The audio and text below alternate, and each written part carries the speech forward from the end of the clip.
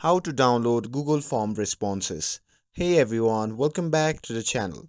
In today's video, I'll walk you through the process of downloading responses from Google Forms. So without further ado, let's get started. So first, open the Google Form and sign in with your account.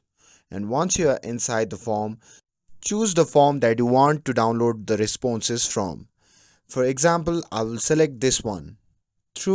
Currently there are no responses, so let me quickly submit a response.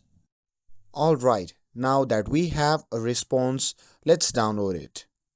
Now simply tap on the responses at the top, and after that, on the right hand side of the tab you will see a three-dot menu. Simply click on it and select download all responses. And this will save your responses as a CSV file inside a GIF folder. So once your file is downloaded, you can simply extract the GIF file and you will have your response ready to use. And that's it. With this, if you found this video helpful, then don't forget to like, share and subscribe to get updated for more videos. Thanks for watching and I'll see you in the next video.